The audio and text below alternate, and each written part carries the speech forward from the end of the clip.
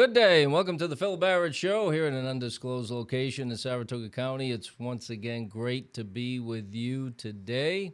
Hopefully you were able to join us for our last episode, which we had a great guest, Pastor Roscoe Lilly from Star Point Church. It was great timing to have him in right before Thanksgiving and learn how he started his church and all the challenges that he and his wife Mariana and his family, and to where they are today. And the church is extremely popular and successful, and it was great to learn more about him and also get some wonderful messages as we enter the holiday season. Merry Christmas, Jay.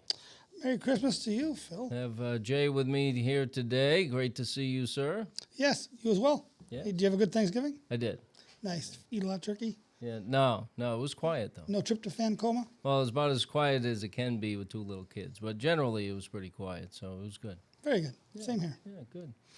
So just a quick update on one thing. I talked a little bit about the town and county budgets, and for those that don't watch the show on a regular basis, I am the Clifton Parktown Supervisor here in upstate New York, as well as the chairman of the Saratoga County Board of Supervisors. Talked a little bit about the town and county budget on our last episode. We just this week announced kind of a watershed moment for a huge initiative that we undertook at Saratoga County back in 2021. I was appointed to lead the effort of developing a environmental health department as part of our overall Department of Health from scratch.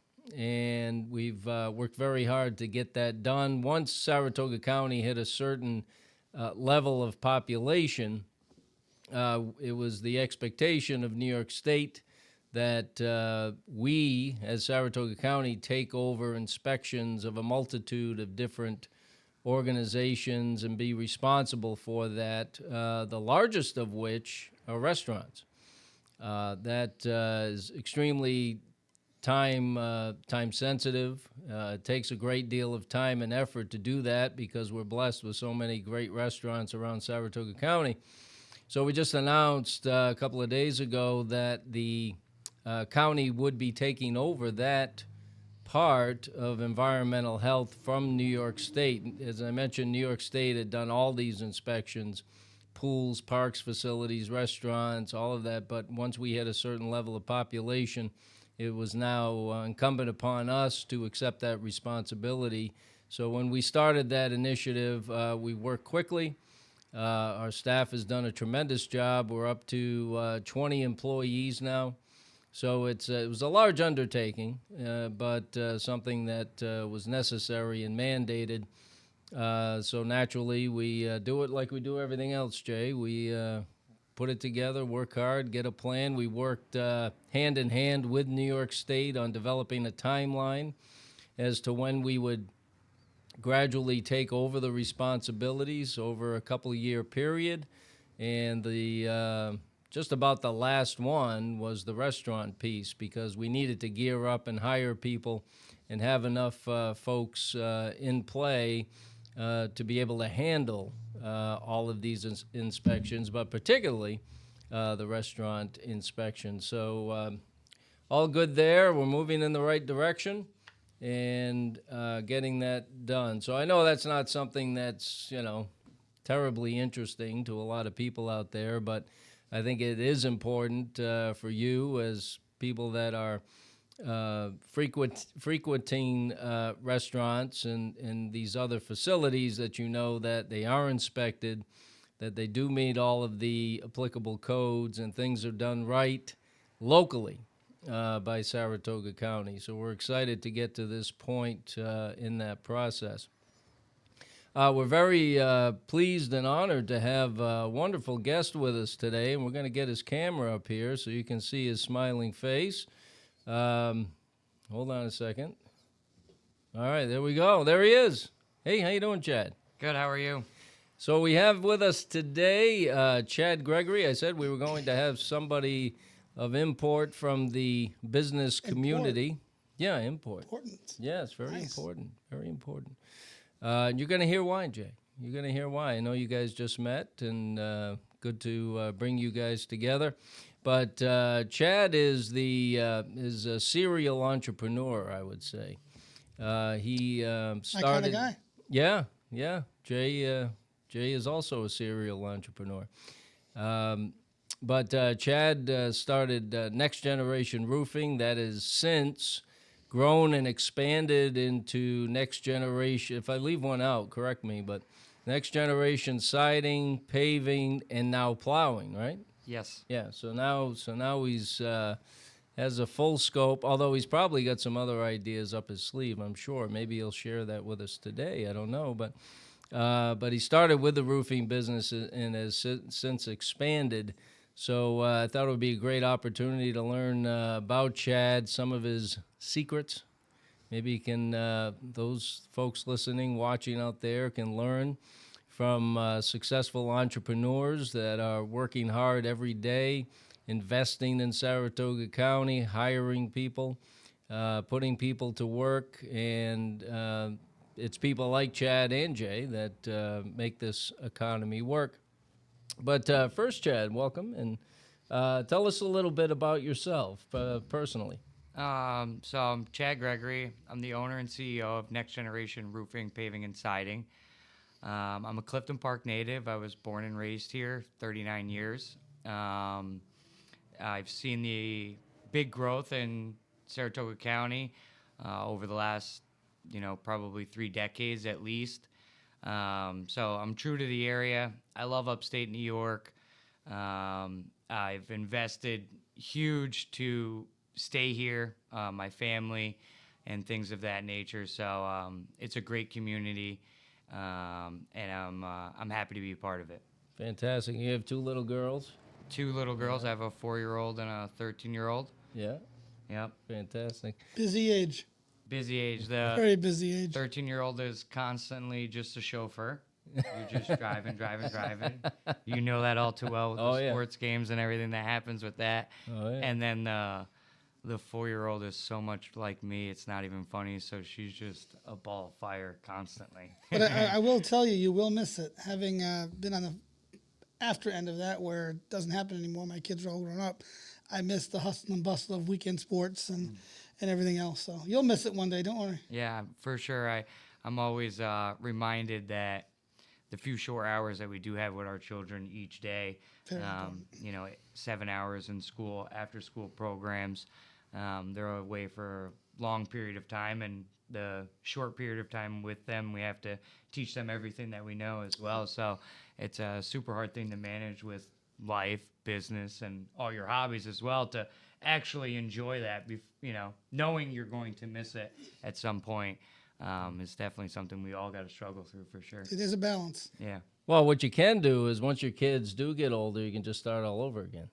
that's I definitely heard what you I did. heard people do that. I heard people do that. I'm not sure. I but, thought mine was bad. I was, she was 9, Mia was 9, and then I had another one. Oh, big gap. Yeah, Yep. big gap. But Phil's got me beat by miles. Oh yeah. Oh, yeah. What's your gap? I have most people beat. I was gonna say I saw a picture. Was it your son that ran a marathon recently or something? Yeah. Philip's And I American, had to yeah. check. I'm like, is that his son? I thought he had younger kids, and now I'm like, oh, Yeah. He Start went over. he played soccer at Siena. Very cool. Didn't want to continue to play soccer in men's leagues and things for different reasons, and ended up getting into marathons. nice. Yeah.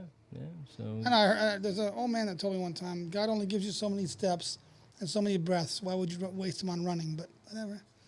well, It's a different kind of discipline for sure. yeah, it's, Mental discipline in Mental, marathons. for sure. Yes. For sure. yeah, it's mental and physical, and keeps them in good shape. So Chad, getting into the roofing business is not something that's easy to do. How did you do that? How did you start the roofing business? How did you get into it? So to start at square one, I worked from a very young age at about 12 years old, all through high school, always holding a summer job and then a regular job. So my summer job was always construction. We framed houses during the summer with my brother-in-law. We had a little convenience store in the trailer park that I grew up in that was right out front called Shortstop. It was awesome. Sold penny candy. You guys remember penny candy? Oh yeah. It was so awesome. The little cigarettes and everything. Popeye cigarettes. Yeah. It Or was little chocolate camels. fantastic. Yeah, So yeah. now we get convenience stores with tacky stuff in it. Yeah. There's no more of that kind of stuff left. Oh no, wokeness destroyed that. Yeah, for sure. So I was walking home one day with my tool bag. There was a roofing guy that lived down the road from us, worked for another roofing outfit, and says, I see you come home every day with your tool bag. You're working hard every day. You want a job with us? We're looking for a laborer. So I was like, how much does that pay? And at the time, I was getting paid $6 an hour. They gave me $7 an hour, so I finished out the remainder of the summer with them. That was my senior year in high school, 2003. Immediately after that, I stayed right in the trades, doing roofing and framing at the same time. And I did a semester at Hudson Valley, and at the time I was making, with overtime, I was making somewhere around $600 a week. Take home was probably somewhere around 500, 475. So I was like, I'm not doing the school thing. I'm going to just keep going after the money. And my mentor that taught me how to put roofs on, Kerry Dago, he's a phenomenal man. We worked for him for about 7 years, and Kerry started slowing down, not so much because he lacked the motivation, but Kerry was from Fort Kent, Maine. So it's a much simpler lifestyle in that area. So understanding the exponential growth in Clifton Park, he moved here in 1985. Probably did a lot of work for Van Patten. Definitely. That's They did a lot Van of work Patten's, for them. Robbie and his dad. His dad was up here in the 60s, and that's what brought Kerry and his brother here in the mid-80s. So with knowing that Kerry was slowing down and moving on to Fort Kent, he was actually just going to buy a tractor and haul logs and do his thing, what he wanted to do, and a much simpler lifestyle for the 3 kids that he was raising. So my brother and I knew that Kerry wasn't going after the work as much. So we started to do our own work on the side. I went and got a DBA in July of 2010. We did all of Kerry's work subcontracted wise for another probably 13 months before Kerry actually moved. At that time, we purchased his truck, equipment, his telephone number, and his book of business at the time. Very important. Yeah, so at the time, the fella had somewhere around 20 jobs. We purchased all of that for $17,000, and the rest was really history. I took out a $4,000 personal loan from SEFCU to start the business. That was to pay insurance and first week of payroll. And now to see where the business has grown. How did you get through? And we talked to Pastor Lilly last week about, him starting this church from scratch and all the challenges. Obviously, you must have had a lot of challenges as a new business owner. You're learning stuff every day. Things are coming at you really fast.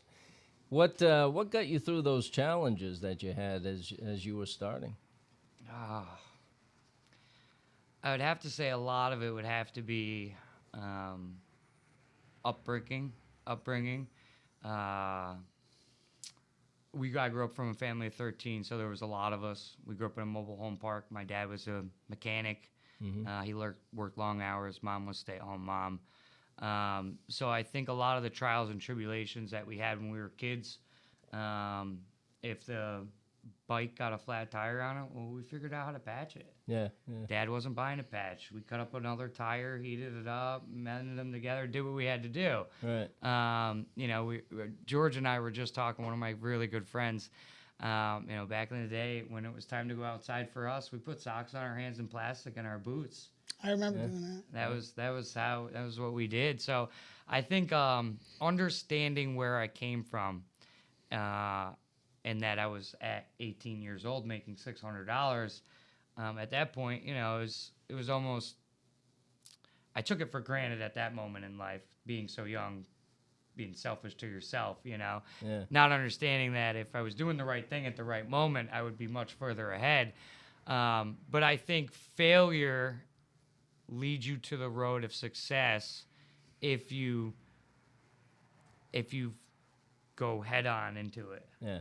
If it, And it's, learn from it. Yeah. it's okay to fail. A lot of times, people that the biggest thing is, and I tell this to my group of my group of employees, just the other day, fear will make you not do something. It'll Oh, yeah. make you literally stop what you're doing, not do it, and not move forward with that. Right. Understanding what may happen. So I think you gotta gamble on yourself sometimes. Well, fear, it freezes a lot of people. Yeah. There's no doubt. Fear And of failure. Yeah. Feel failure. yeah, and that's part of it. There's a lot of reasons people fear different situations, but certainly fear of failure is one. And you had since, after building a large roofing company, you decided to expand into other services like siding and paving. What drove that decision? So roofing company grew to be very, very successful. It's a high risk business and it's very lucrative. Hence why right now we have one of the largest private equity companies in the world are now trying to buy home renovation companies, and things of that nature. They really understand the value in the small construction home industry services. So understanding that value and what we can bring customer service wise to those two industries, I think was really huge in opening those two businesses, understanding what we've already really succeeded in the roofing business, we could bring to these two divisions. And the main deciding factor for that, starting those specific businesses, is roofing and siding are directly correlated with each other. The same equipment, same guys. Usually are talented in both ways. Yeah, You know, usually they're cross trainable. Yeah. Insurances dovetail together. Pretty much, Yeah. very similar. So my brother Christopher, again, family of 13, so 5 brothers, 7 sisters. My second youngest brother, Christopher, his whole working career was a cider. So he really wasn't liking where he was working. He worked there for a long time, about 5 years. Just didn't want to be there anymore. So I told him, listen, we need help over here in the roofing company. If you become a foreman for a year for us in the roofing company, we'll start a siding division the next year. Good carrot. That was the compromise we made together as two brothers, and obviously Brittany, my wife. And then the same scenario with my little brother Ryan. He's the youngest of all the boys. His whole working career, he was an asphalt guy, and obviously him being my brother, we see each other all the time. Understanding the war stories that happen inside that industry, I was like, this is like going to be taking candy from a baby. Like, these guys do nothing sort of customer service. We're still writing quotes on a business card and handing them to them. There's no presentation. There's just the lack of customer service is what made me confident to open those two businesses. And it was really, my helping build the success of my two younger brothers and building passive income for myself later in life as well. So it was a way for you to bring in some family, help them, and at the same time grow your business, which makes a lot of sense. Yeah, and the deciding factor, like ultimate deciding factor, was the roofing company being so successful. Uncle Sam wants his cut. Yeah. But if we invest, Uncle Sam doesn't get his cut. Yeah. And essentially we kick the can to later road. down the road. Yeah. And we figure out what we can do real estate wise and be advantageous in other manners with the investment money. Because we all know that we're far better with our money than most governments. Yes, it seems that way. Although hopefully that's going to change soon. Hopefully. Hopefully. Maybe Doge will get some work done. But it's interesting to hear you talk about that, because basically what you're saying is you have a system, and the system you established that made you successful in roofing, just taking that same system and moving it to a different service there's no reason why that won't work as well. Because if you have everything down from the initial contact with the customer to customer service, and sustaining those relationships, not only can you get additional work from one customer, now you can offer different services, but just keeping that system in place, just moving it to a different service. From the beginning of having multiple employees, which took me roughly 6 years to have, excess employees, I did everything myself. So I was very, very meticulous on how I did stuff every day. Being a 1 to 3 man show, it was the way you did stuff created efficiencies. Yeah. I always explain it this way, is that if you're going to run a proper business and have the processes in place, that business needs to offer you the same cheeseburger they can offer you in Florida as that they can offer you in New York. Right. And the way you do that is by building processes.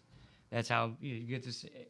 McDonald's burgers might taste like shit, but they taste the same shitty as in Florida as they do in New York, you know? Did you ever watch the movie Founder about Ray Kroc at McDonald's? I'm a big history guy. I watched Very. like the food and Yeah. stuff on the History Channel, so I know the Ray Kroc story. It's speaking of a system. The two McDonald's brothers actually sat in a tennis court, and they drew out on Yeah. chalk while Yep. one brother was sitting up on the ladder to plan out a kitchen. So it's so quick and efficient. And make And as the a matter of burger in less fact, than 60 the seconds. Burger King Corporation, the Arby's, and a bunch of other KFC, they companies all bought came it. back and they bought their system because it worked so well. Mm-hmm. A system will make or break your company. Absolutely. And I think that's what Chad's saying. He's got a system. It's a proven system growing a business. Take that to other businesses, expand, and you can do the same thing. McDonald's isn't a sponsor of the show, are they? No, but Donald all Trump right. does love McDonald's. Uh, All right. He well, does. Definitely does. And right now, we're all things Donald Trump. Yeah. And the ice cream machine is going to be working. That's right. The ice cream machines will be up and running at McDonald's. I do have a question for you, though. Speaking of being self-employed and having employees, for me, the hardest part when I started getting employees and putting people in management positions was being willing to let go enough for them to make the decision and me not micromanaging. Did you find you had the same problem where, okay, well, you made the decision, we're going to roll with it. And you're like, that's not what I would have done, but you do it anyways. Did you find that was a hurdle you had to overcome a little bit? I feel it was one of my biggest mistakes. Not realize? Not delegating earlier in my business. Yeah.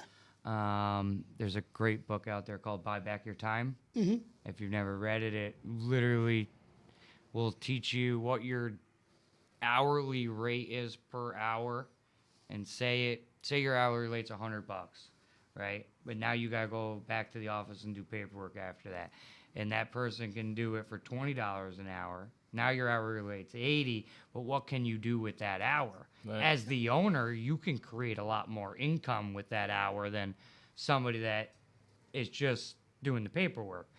So delegation, if I can do it all over again, I would trust people more. Yeah. Because you don't trust them. That's the problem. Is you can do it, and nobody can do it better than me. That's the philosophy that when you're not releasing that, when you're not delegating those tasks, and it's proven that somebody that's doing that respective task on a daily basis will do it 80% better than the owner, because the owner's not doing that task on a daily basis. But it is tough to let go. It is bit, very doesn't tough. It is. Yeah. That was something luckily I learned really early, but yeah, sometimes it bites you in the ass, but it worked out for me anyways. I didn't bring on a sales representative until my 6th year in business. Wow. So you're doing all the sales. At We which point you're not running the business or did business is everything. running you. I did literally everything, from the kitchen sink. I estimated the job. I did the job. I cleaned the job up. I installed the shingles. I was a therapist for the guys. That's still today. That doesn't go away. That never goes away. Yeah, but the thing is, The guys are a lot stronger. Once you get women in the workplace, you want to talk about at each other's throats. the guys are savages. We will just get into an argument, and in the morning, yourself and me are gonna be fine because we don't hold grudges. Don't hold grudges. But Biggest problem with women. Yeah. they hold them for so long. Yes. So not so much with the. I mean, not that men don't have their quirks. Just women, they're more detail oriented, so they keep everything inside their head. And they keep it moving. And they do. Yeah. They do a good Yeah. job, and a lot of you've got a great group in there. yeah. Yeah. Yeah. They do a good job. I have 2 sisters in the office, a sister-in-law, another girl, Savannah, and then our social media guy. He's up there all the time with them girls as well. So when we move into the new place, everybody will have their own place, and then I think that scenario. A little bit of division to be Yeah, better, a little bit of. Yeah, you're building a new corporate building down the street on Route 9, right? Yes. Yeah. Is that the one with like the witch's spire in the front? Yeah. Oh, it is. Very Yeah, nice. Very the cool. Big tower. Yeah, I like that. I like that a lot, actually. Yep. Copper and slate roof on there. We really did it nice there. We're excited to be moving in there. We're going to be able to kickstart our spring season from that location, so we should be all ready to go by March in there. And efficiency-wise for us too, we've always had stuff in multiple locations, renting multiple storage units, and really always trying to keep the price down for the customer. The way we do that is by inventory. Buy a large amount of stuff at one time, Or and trade shows or whatever. Yeah. Yep. so it's really going to be much more efficient. Plus, I think it'll also help grow the business too. Now, when you take a BBL that wants to have a meeting, you bring them to your office. They're a little bit more confident in the fella they're hiding when they pull into a facility like that. Yeah. You know, it's a big. I think it's gonna be a big difference. Plus, we have an office now. It's upstairs in my garage at my house. So like customers can't come there. You know, if they need samples, we come outside and meet them with the samples. It's not that feel that we should be giving them. It's a nice setup, though. The new, yeah, it's nice a nice there. setup. Yeah. It's nice. But the new building's going to make a big difference. Yeah, the customer's going to be able to really come in and have their own experience there. Right. Plus, you get the expense Plus, you get the experience and the write-off. and the write-off. Yeah. And you pass it through entities. That's and, right. Yeah. Yeah, so for people that don't know, Chad's business is right on Route 9, pretty close to Kins and Farm to Market, Route 9 intersection. And he's building a new building down the street in Half Moon. And where your business is located now is not very far from where you grew up. No, So you didn't go too far. I didn't. No. I didn't. And when Brittany and I were house hunting, every property I went to, I would have bought it. That was just me at the moment. I remember when that place was empty, actually. And everything kind of fell apart for everything else. And then we looked at that place, and we ended up being there one night when it was sunset going down. And if you've ever been on that section of Route 9, right by Stewart's, there really isn't a better spot in Clifton Park to watch the sunset, unless you just happen to be at CPC's intersection with the mall and Price Chopper at the right time. yeah, It's really good right Straight there down too. the highway, yeah. It's straight down it, so Route it's 9, really yeah. it's really nice there. So our house kind of sits diagonal, so the sun sets right over the water tower on Kins Road. Yeah. And it, so when we were there, we really liked it, and it took us a long time to get it. You know, not having a lot of money, and the house needed to be rehabbed, so we didn't have money to put down. We got a Fannie Mae 203K loan. The only bank / lender that would possibly give somebody a mortgage and a construction loan at the same time, guess who? Is the federal government. Yeah. But they were very good. It was very good though. You know, I would suggest, you know, to use that route and use it to your advantage. It was super low interest rates at the time. But yeah, we built that house, and I built a detached garage a couple years later, and then we kept growing and growing and growing. Built the office upstairs, had more employees. My wife took care of a lot of the bookkeeping until probably year 9. before we hired more office staff. Yeah. So we did a lot of the work ourselves in the very beginning. Starting the business is incredibly difficult, and there's always a lot of challenges. But then, as you're growing, the growing pains start. And when do I start delegating, as you just described? And when do we hire somebody new? Gosh, we need somebody new, but then we have the extra expense. You know, that's always a challenge for any business. But you seem to have worked through that pretty well. Yeah, we definitely worked through those challenges. I think understanding the beginning part of business, never really understood it. What I did understand is that I didn't come from anything, and that everything I was going to get at that moment was going to hopefully build for a better future. So the challenges and the delegations, I used my upbringing and not having anything as the big motivator to get me through those challenges. And I think everybody needs one of those motivators if they want to be semi-successful or, full tilt successful. You need to have that motivator that keeps you going, and really what are you working towards? Because the first 6 years of business, I worked literally, and my wife can tell the tale as well. This is no joke. I worked sun up to sundown, 7 days a week, 365 days out of the year, for $35,000. So we put the effort in, and I think people retract from doing that. They don't understand that. Yeah, now they see Next Gen out there, and we're proud and we're loud. Oh, must be nice. Must be nice. You get the must be nice. Or the the one thing that really bothers me all the time is people that aren't always doing so well in life. You don't see them for a while, and maybe they're doing okay, or maybe they're not doing as well as you, and they I remember you when you were a kid. I'm so proud of where you came from. I don't need your notoriety. It's truthful when it comes from somebody that's your friend or it's your family member. Yeah.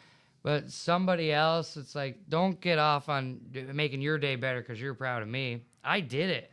You know what I mean? I can be proud of myself. I don't, that kind of stuff. You don't need somebody else's validation. It's just as bad to me, if you ask me, as the must be nice thing. Yeah. That validation of, I'm so proud of where you came. Like, even though everybody's upbringing might be different, we can all have the same successful outcome if we work towards it. No reason why you can't in this country. No upbringing determines somebody's success, and I say that from the bottom of my heart. Whether you grow up in rural America and you're working on a farm, whether you're in urban America and there's not a lot of jobs for you there, or whether you're a poor kid from family of 13 that grew up in a trailer park, the opportunity still presents itself when you're an adult. Our vice president is a testament to that. Mm-hmm. J.D. Vance came from absolutely nothing. Yeah. Mm-hmm. Nothing. Yeah. Look at him now. For sure. So when you talk about your motivator, what was your motivator? Because you didn't have kids at the time when you're starting, when you're working 20 hours a day. I did. For every day. Oh, you did at that time? 2000. No, me was born 2011, so the second. Oh, okay. Second year. All right. Second year in business. So, but other than your kids and your family directly, what was your motivator? I really think the life of a hopeful of a better life, really, than not that my parents did a good job at giving us what we needed to survive and teaching us the values of things, and that you can go on a car ride on Sunday and spend $6 and everybody gets to see the Adirondacks and it's cheap.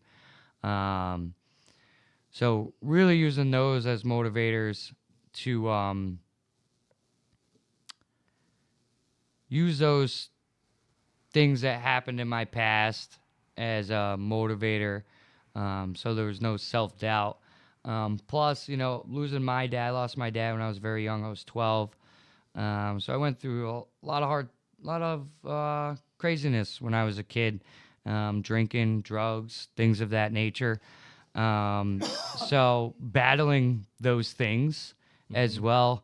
Um, the business and my newborn daughter helped really be those real strong motivators of I'm not going back to what I was doing. And upbringing had nothing to do with my path I chose when I was 18 years old. It gave me the strength and the will to be able to persevere through that stuff. But those things I still use as motivators today. I don't drink alcohol. Mm-hmm. I haven't in years. And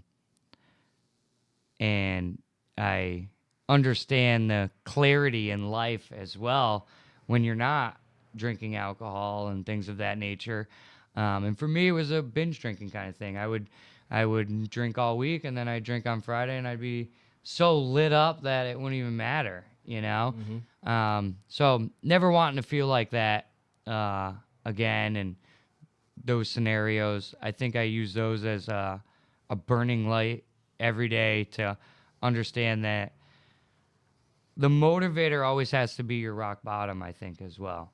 There has to be that point where in your life you were so strung out that you didn't have a pot to piss in, and whatever made you go the other way, that's going to be a motivator for a long time. And that's where fear, we talked about fear freezing people from maybe getting to a point of success that they otherwise might be able to reach.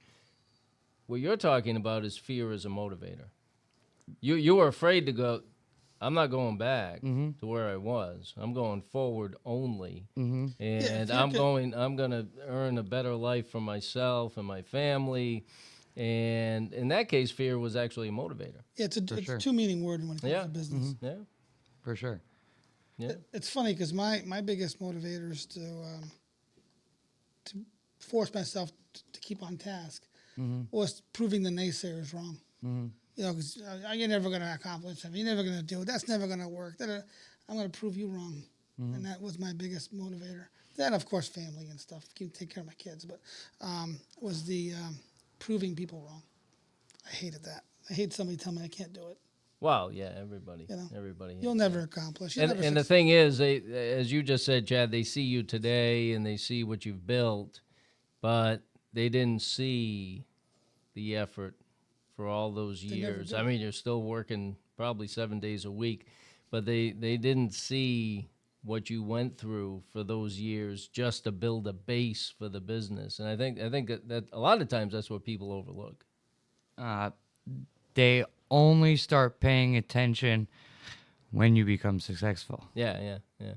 Nobody says nothing on the way there. Yeah. What they're chirping in the background is he's not going to do it. He's not going to do it. He can't do it. Right. That was the whole narrative when I started deciding in the paving company. What is this fella doing? Yeah. And, a little bit known to them, I grew both of those businesses in one calendar year to $1 million. Both of them. Nice. So, again, with proven processes, those businesses, without that process, they're 7-8 years ahead of somebody that's a paving operator that wants to start his own business. Those businesses are 7 years ahead of something like that. Right.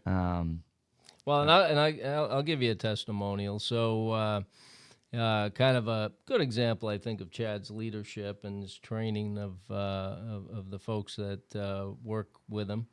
So I knew my roof was getting close to needing, so I called George. George came out.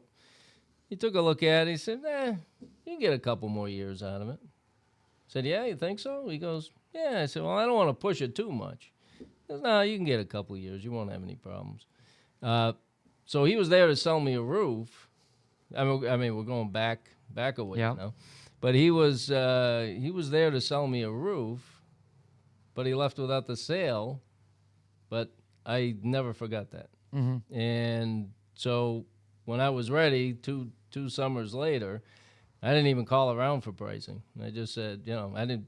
He might have given me an estimate, but at that point I trusted him, and I didn't really know him well, obviously, but I trusted him, and I figured, well, this guy will give me a fair price, and I didn't call anybody else, and you guys came in. They were in and out one day. I came home, it was done, nobody was around. I said, where the hell is everybody? But they were done, everything was cleaned up. It was like you guys were never there. And that told me right then, again, we're going back a ways, but that told me right then, this business is going somewhere. They know what they're doing. Yeah. Can't get better than that. No. True story. Yeah. True story. And Yeah, George. Yeah, George. The biggest part of our sales process is the. Hi, George. Is George out there? Maybe. Oh, we're gonna get him to watch it now. Giving a shout out. and subscribe. Yeah. And subscribe. He's going to want a Christmas bonus now. The sales process is just that too. It's the trustworthiness of our sales approach.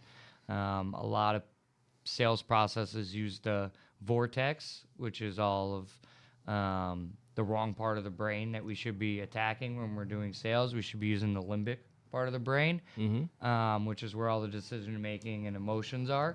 So if we can build that trust in you, most of the time, good percentage of the time, we end up walking away with the deal, and we're always very fairly priced. Another thing that's extremely impressive and inspirational about what you do is you're constantly giving back to the community. The ones I know about, Captain, and I think you do that because of Captain's presence in the trailer park where you grew up, and I know they provided you a place as a kid to go and at Cheryl's Lodge, right? Yes. And also veterans. And so for the folks out there, why is it important for you to give back? I mean, sometimes it seems like you're giving so much away. I'm like, how does this guy have any money left? Tidbit on that, just real quick before I answer it, is we had a lady comment on our Facebook post the other day that I'm charging everybody so much money. That's how I can give away all these free roofs. Okay. Nice. Oh, the Bible tells us, do unto others as you would want done unto you. So being successful and giving back to organizations that I feel fit my narrative, Captain's Human Services being one of them. They have a big tie to the younger kids that need help in our community. Everybody thinks, and Saratoga County is a great community, but we still have some people in this county that are less fortunate than others, and sometimes they get overlooked, and Captains make sure that doesn't happen. So this year alone, for Captains, we put on a new roof on Cheryl's Lodge. Nice. So that was super cool. I literally grew up in that neighborhood, and almost 30 years later, originally the facility was in a trailer in the back of the park. Mid 90s, you had some great group of people come together and build a nice facility there. And then early 2000s, they expanded on that facility. As you can tell, the community really needed it there. With its ever growing, the building then suited that narrative as well. So super cool to be able to put a roof on the building that provided me free lunches during summer.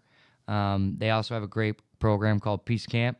A lot of my friends when I was in school were going off away to fancy camps and doing those kind of things. And we stayed in the neighborhood, but they had a summer program for us there too.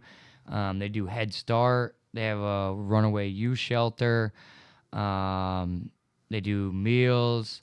Right now they're gathering everything together for families for the holidays. Yeah. They hooked up with Clifton Country Mall this year, Clifton Park Center Mall this year. That tells you my age Dated right there. yourself right there. Tells you Come my on, age touch 'em right all. CCM. CCM, baby. CCM. Uh, Chess King.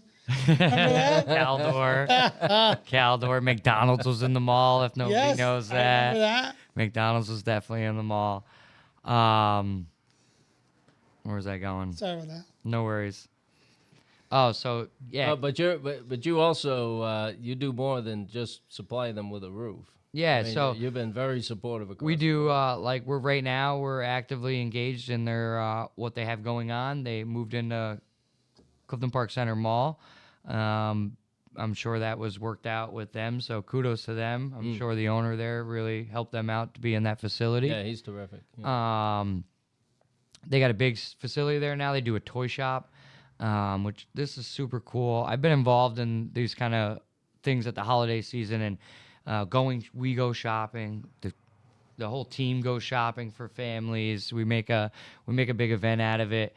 But what they do there is they actually we set up a Toys R Us, and it's separated by age groups, and the family member comes in and you walk them around. And the first time I did it, I was super anxious, like, man, they probably feel really bad and ashamed to be here. And then once you treat them like a human, the conversations start. It's normal. Yeah, that's great. But it's super nice that our team gets to engage in that, and give back to people that are less fortunate. So we've done multiple things for Captain's Human Services. And you've been giving roofs to veterans too. I saw. Yeah, this is our sixth year. That's cool. I like that. Yeah, this is our sixth year that we've done that. Free roof to a veteran. This year was our biggest submissions that we've had to date. We had over 21 veterans that submitted their story. We ended up picking John Haggart, phenomenal fella. You have to. I just posted it on Facebook not too long ago, the other day. Yeah. We videotaped him for hours because he was a phenomenal candidate. He loved to talk, and he had so many stories. So you gotta go on there and look at that, because he tells a story about how he had to have neck surgery, and that the VA wasn't doing what they were supposed to do, and somehow Donald Trump heard about it and called down there, got the fella into his surgery, got it all fixed, and literally the fella on camera says, "Donald Trump saved my life." Wow. Doesn't get any more powerful than that. So with the veterans and giving back, one of the main reasons that Brittany and I have chose to do this is I've never actively served, and I think one of the most patriotic thing that you can do for this nation is to risk your life and sacrifice your families to fight for the freedoms that we have in the United States of America. So the only way that I could possibly think of to give back, roofing was my craft. So we've partnered with Owens Corning and Owens Corning Roof Deployment Project. This is a program that was created by Owens Corning Platinum Contractors. Oh, wow. There's a panel board that was put together of platinum contractors all throughout the United States. There's 15 of them. And platinum contractors suggested to Owens Corning that if we paid for the labor, would you pay for the materials? And we can start giving away free roofs to veterans. Year to date, that project started in 2016, Owens Corning Roof Deployment Project. We've installed Platinum Owens Corning roofing contractors have installed over 600 roofs for veterans all across the nation. Wow. We do ours on Veterans Day every year. This year, we were able to get a lot of publicity behind it. I don't know if it was just the stars aligned this year, but it was definitely our best year yet, and really got the story out. I know S&G Roofing, they're a platinum contractor as well. They did their roof deployment project right after us. So what a great program that competitors in the same area that are held to a higher standard by Owens Corning are giving back to the men and women that serve our country. That's awesome. Yeah, it's so cool. And it's great to see businesses giving back, and obviously that's something very important to you. And as somebody who's an elected official in the area, I can't thank you enough for doing that. You know, one benefit to the new building down the street is that you'll now have more room for race cars, right? That's right. Yeah. So I don't know. I don't know if I told you, but Chad has a couple of cars that run at Malta, What class? and division? Sportsman and Sportsman. modified. Oh, yeah. nice. So Chad started driving a couple of years ago, and he's coming along very well. He's a fast learner, doing great. He also fields a modified over at Malta as well. There was just a town board meeting in Malta this week, and for those that didn't see, I know we talk about the racetrack from time to time on the podcast, but there was a Town of Malta town board meeting. The developer who's trying to build the 700 plus apartments and all the commercial entities on the Speedway property gave a presentation to the town board. The town board then voted on whether to invite the developer back in for a workshop, because the developer hasn't actually submitted anything officially to the town yet. And it costs money to do that. I assume that's why that hasn't been done. But the vote was 2-2 with one member abstaining. So without that needed support to move forward, as it stands now, the project is in limbo. It'll be up to the developer as to whether they want to submit an actual application to the town, at which point the town would follow a process. How that would play out, I'm not sure, but it might be very similar to what happened the other night. A presentation, discussion, a vote on whether it moves forward or not, perhaps. I'm not sure of the process they would follow, but unless the developer submits officially an application to the town, that project is completely stalled. And I know the Malta Speedway is very important to you. You started going there as a young kid, working on cars and kind of getting your feet wet. Did you ever think, and you talked about your upbringing and where you came from, did you ever think that one day you'd have two race cars there on Friday nights? Never. Did I dream that I wanted them to have be racing my own race car and stand in victory lane with a big block modified at Albany Saratoga Speedway? No, I could never dream it. But you did it. But I did it. Yeah. Yeah, man. Yep. It's no easy task. Never mind Saratoga. driving one. Yeah. Yeah, on a regular basis. And now driving one, and I've fielded a car at Albany Saratoga Speedway, whether I was the primary sponsor or the co-sponsor, for almost as long as my business has been in business. So almost 14 years. We've had Next Generation Roofing on some sort of race car at Albany Saratoga Speedway. So Friday nights for me is fantastic, and now driving. There isn't one time all week, and man, do I need this right now, truthfully, because whirlwind of things going on. We're slowing down. I'm trying to scramble and find out what we're going to do with all of our people and make sure that everybody's being productive and that, we're working towards next season. So slow down time for us is super difficult because it's like a light switch and everything just stops. And then it's like, oh, what do we do? And then with our new building, a lot of decisions being made there as well. I'm GCing that job myself.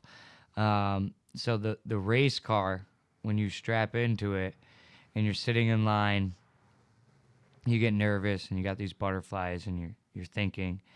And then as soon as you crest the hill to come up onto that racetrack, it's you, the race car, and the racetrack. Truthfully, I don't even feel like I notice the cars next to me or around me. And it's that one time of the week where your mind is solely focused on one task. And I think if you can use that and channel that to does that happen when I'm doing that, you can really channel your focus and be completely lights out about other things that you do. So when I started driving, I waited so long because I knew the commitment, understanding working on Jeremy's car Every single Friday. every single Friday, Plus Saturday, plus family. You got to turn the race car around. You got to clean it. Yeah, I got to maintain And that's it. during your busy season. That's during our. That's during our. You got to diversify your busy times there. You got Exactly. to find a winter sport or something. And if you get into an accident or something out there, it puts an extreme workload on the situation. So I think during race season, even though the amount of work that goes into it, and this may sound crazy, but on Friday night, it's the one time of the entire week that my mind is rested. Yeah. If you ask me, Yeah. just fully rested, and you're not thinking about a million different things. So it's almost like one of those, like having a reset.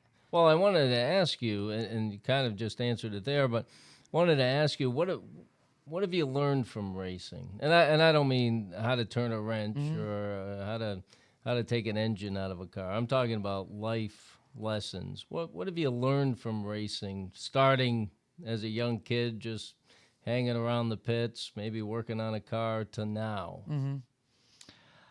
Well, always with being with Jeremy, he's very meticulous on things that he does. Doesn't keep his shop meticulously clean. All right, we'll mark that. But the race car and everything that needed to be done to that race car was meticulous. Yeah. So I think commitment, work ethic, building family values with a team.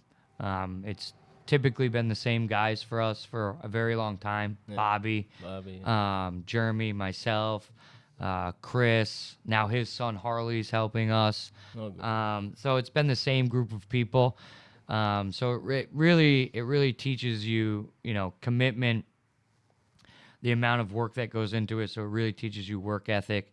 It teaches you to be honest. There's a lot of things that you can do to cheat and try to get an advantage on your competitor.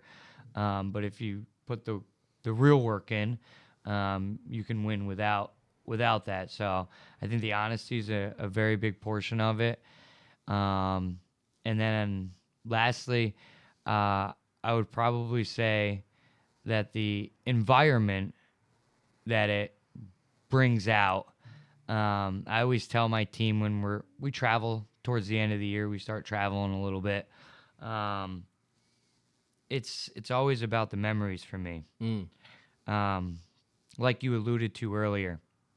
So the key takeaway from racing is that at 14, when I started, 13 years old, when I started going to the racetrack every Friday, could I have imagined fielding 2 race cars and being the primary sponsor on another one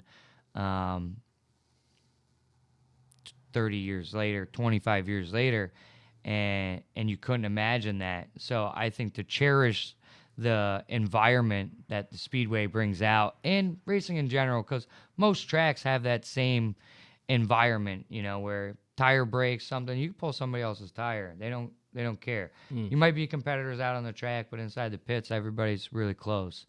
So key takeaways are definitely... And you probably think back on occasion as you're standing in the pits or strapping in, you're probably thinking a little bit about the ride in those 25 years. How'd I get here, right? Because, these cars are not inexpensive. So it's and it's an amazing family experience, just with my 3-year-old and the cart, bringing his cart to Lebanon Valley and racing out there every Saturday. It's just a great family experience. We're all in one place together, no distractions other than when is practice, when's the next race. Other than that, and the few things I got to do between races to get his little cart together, we're all just there together. You pull up the truck, put the tent up, get everything out, and It's just, and I see your kids at the track, and obviously something you're passing down to them. Now, I just talked about the project, and it's in limbo at this point. If this project doesn't go forward, will there be other interest in purchasing that track for something other than a racetrack? That's certainly possible. Somebody owns that land, and they kind of hold the fate of that track in their hands. And I kind of got a sense of what you've learned from racing and what you've gotten out of it. If the track did go away next year, well, they're running next year. It's the 60th anniversary. If it did go away in a couple of years, what would you lose personally? Personally, my wife don't want to hear this right now, but my Friday night home would be no longer. Think about me, 14 years old, 39, so over 25 years, every Friday for 8 months, 7 months, that's where I go. Good or bad, whether I liked last week or I didn't like last week, I'm still going to be there on Friday. So personally, it'll be a big battle for me, racing wise as well. We will slow down exponentially. We would probably only follow, do a couple dirt car races here and there throughout the year, and probably just go to Super Dirt Week. So our racing we would go from anywhere from 18 to 25 races a year. We would probably go right down to 5. Yeah. And I hear that from most of the competitors I talk to. Either they say, well, I would just sell and get out altogether, or significantly scale down, maybe hit a race at Fonda or something like that, and special show, Utica, Rome or something. But, they'd either get out or scale way down. So, your story, yours is not unique to a Friday night story. I think everybody that runs in racing and probably thinks the same way. Phil, you would know a lot more than that. Why isn't there a conglomerate of people approaching to bid against that guy for that track to keep it a track? Well, I don't have any inside information. If I had good inside information that I was able to speak about, I certainly would. But I assume there's some interest somewhere with somebody buying it as a racetrack. Is buying it as a racetrack as lucrative to the owner as opposed to somebody building 700 apartments and bringing in, retail? No, they're certainly going to make more on the property, at least on a transactional basis, on a large-scale project like that. But if it's, for example, a conglomerate of people that develop a corporation to then purchase the entity, strictly not to make money, but to keep it as a track open, obviously pay for itself, pay for its bills and whatever else, but why hasn't somebody like that an entity like that come forward to keep the track open on Friday nights and have venues there for racing? Why hasn't the racing community set something together as a whole to approach the owners and to keep it a racetrack? Well, that's difficult to do. I don't even know how you would do that. It's a corporation with shares. People buy shares in the corporation. The corporation buys the property. Well, it's a great idea, but that's not easy to put together. You'd have a situation where you'd have many partners. Well, that's what a business is. And so you'd first have to come up with the money to buy it and then operate it effectively. So that would be a huge undertaking. I think it's going to take a person or a few people that get together and say that they want to. I mean, everybody that owns a business, people look from the outside and just figure, oh, well, they have this business. They must have all kinds of money. And I think the track does well. I definitely don't think they. I don't think they're money. Yeah, I don't think they're quote unquote making a killing, but It's making a profit. I would Sure. say it wouldn't still be an operation if it wasn't.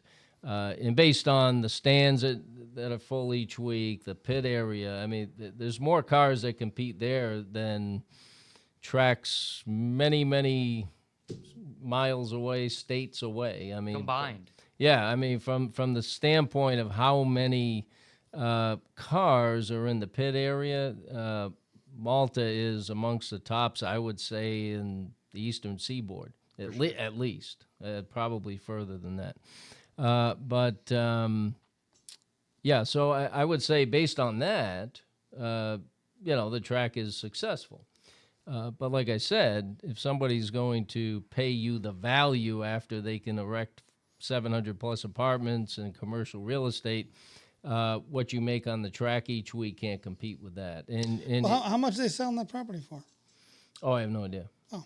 Yeah, it's not- under it's- contract yeah. supposedly. It's And under contract. I know the last time it sold, when the Richards family sold it to Howie, I think it was listed at the clerks for 1.3. yeah, it was about $1 million back Yeah. in 14, I think it was. But understanding the dirt racing world, there's a lot of cash that flies around. So it could have been 1.3 that was turned into the government, tax purposes wise, and there could have been cash exchanged. Well, the good thing about this, if somebody did buy it and keep it a racetrack, they still have the underlying value of the property. I mean, the property is not going to go down Correct. in value. I really doubt that's going to happen. So, longer term, if somebody wanted to keep it a racetrack, and purchase it, then they still have that underlying value in the future. So, if for some reason 10 years from now the auto racing craters and nobody's going anymore, and can still sell there's the hardly property. any car. You could still sell the property at a I'm sure a very high price. So yes, if somebody were to pay to keep it as a racetrack, they would still have that underlying value. It's not going to be an inexpensive transaction. They'll probably have to pay more than $1 million, I would think. For sure. I mean, Oh, yeah. but all that speculation. It all comes down to who's got what money and what they want to do with it and what's negotiated. And understanding it's Howie's land. Yeah. This is the man's land. He can do what he wants. Oh, with it. I agree with that 100%. And so which route does Howie go down as the speculation point? So you could build that conglomerate group. Maybe we don't build a conglomerate group. Maybe we get 5 guys together, 5 men and women together. Conglomerates. We raise $3 to $5 million and we're gonna go purchase the track, right? yeah. But Howie says, nah, I'm going to wait for one of these guys. Maybe they can't get 700 apartments approved. Maybe they can get a 2-story, 450 apartments approved, and I still make out and sell the property for more than it would be as a racetrack. So we also have to understand, does the man or woman that can purchase that track, does Howie want to accept that lower value? Well, we don't know what the value is. That's the thing. If we knew what the value is, Well, and you it's have a worth start- what somebody will pay for we, it. And we would understand the value of the racetrack in its current condition based off market rate. Well, that's And- not. and what- Well, that's not going to work because they're buying it on speculative terms of building the 700 apartments. well, Right, exactly. But a lot So- of it's based on zoning too. True. So he's got to change the zoning of that property and Yep. Well, to get 700 Yeah. apartments, you have to change the zoning. Yeah. and That'd be a only PDD. only the town board can do that. correct. And for me, like, I was looking into this just to understand what would be the value of this property in its current condition. So if we just take the building that's next door as a comp, and it's not a racetrack, but it's a building directly next door. The people just purchased 5 acres there, or 2.5 acres, or whatever it was. But the number came roughly back on price per acre, right? If you're going to purchase it that way, because the value is not really the racetrack. Let's be honest. The facility is 60 years old. Yeah. The infrastructure is 60 years old. The nicest part about Malta is the stands. The food's its really location. good. And the track. The location, the competitive race cars in the track. It's a very racy track. It's set up very nice. But if the value is as a racetrack and how we can just hold out until somebody gets something approved there, then is Howie just want to make money right now at a lower rate, or does he want to hold out and wait and see if those apartments can be built and maybe less apartments? What's the reason why he's selling? Does he just want to get out? Well, Nobody really knows that well, reason. yeah, I mean that's a He's 80. lot of speculation there. So he's Yeah, probably it's just not- wants to get out. He tough wants to to say. retire. So, Well- for argument's sake, you walk up to him. Let's say he's offered $7 million for the property. Let's hypothetically numbers, and you offer him $7 million for the property. Now it remains a racetrack. I would guarantee if you went in there at $5 million for the property and say, "Hey, Howie, we're gonna keep it as a racetrack," he would probably sell it to you before selling the other guy, because nobody's probably approached him. Well, He- again, he's a racer at heart. He yeah, wants yeah. to go to a racetrack. well, He again, wants that's, the money. again, that's all speculation. Agreed, and, but- yeah, we have no idea what the contract is in place, and we could sit there all day just trying to. I was just wondering Speculate if on what's anybody's going ever on, but, approached to find out what the numbers were. Well, I'm sure they have, but I wouldn't know. Hmm. So yeah, but Got you thinking though. but anyway, that If I was to purchase a racetrack, I know my offer. Yeah. yeah.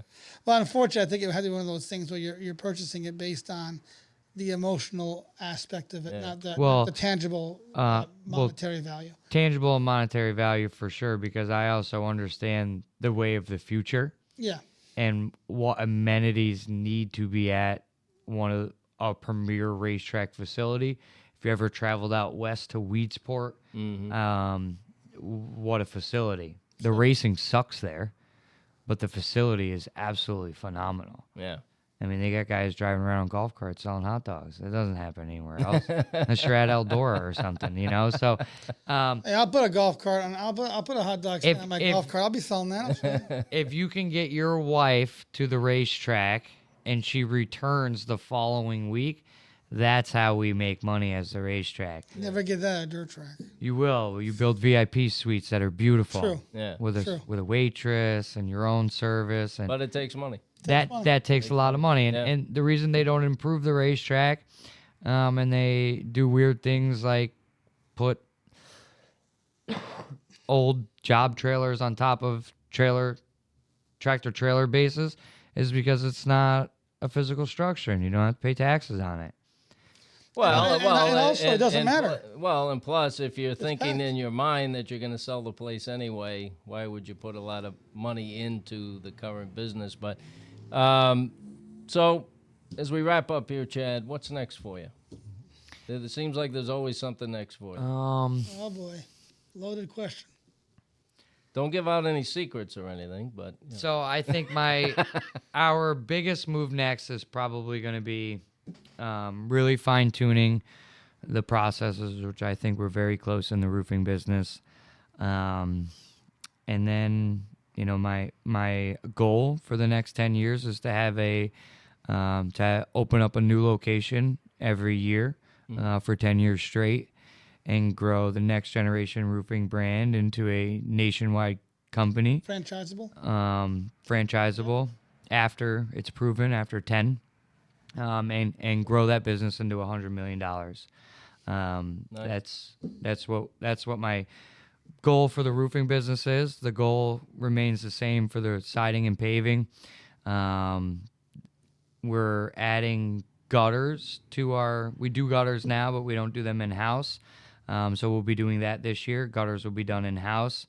Same thing with seal coating. We'll be doing that in house as well. And then, you know, really diversify our portfolio to be advantageous towards taxes. We really got to start being aggressive in our real estate holdings. My wife's a phenomenal designer, so I could see some Airbnbs in the future. Maybe on Saratoga Lake would be super nice. Lake George, whatever it may be. So I see growing the real estate. We did just purchase right before last year 5 acres directly next door to my house. That zoned right now is light industrial. As you can see, that corridor of Clifton Park / Half Moon is blowing up like crazy with the light industrial. So we want to make sure that we're, if we can do it, let's do it now before it's not of need. And then my my real passion for later on in life, and what I really, on top of all of that stuff, I'd really love to, after 10 years of a proven track record, really be able to teach our processes, how we do things, travel around the country and tell people our trials and tribulations and how you get through that. I think that, to me, monetary wise, would be, after we're successful financially, why not help everybody else? Yeah, go try back to and get mentor. to that point. Yeah. Yeah. Well, that fits with your culture that you've established. That fits with your, obviously, emphasis on helping others, giving back, and give you great credit for that. So Yeah. thank you, my friend. Yeah. Thanks for having me on today. Absolutely. It was a blast. Yeah, Hey, absolutely. good. We'll have you back. So it was great to have Chad Gregory from Next Generation Roofing, Paving, Siding, Plowing, and more on our show today. Here on the Phil Barrett Show, we'll be back next week with another great guest. And Jay? Jay's not a guest. He's like a co-host. Fixture. But fixture, yes. But thank you very much for joining us. We hope you enjoyed the show, learning a little bit about another business leader in Saratoga County, with somebody who's an up-and-coming entrepreneur who's doing great things and giving back to the community. What more can we ask? Thank you all very much. God bless. We'll talk to you soon.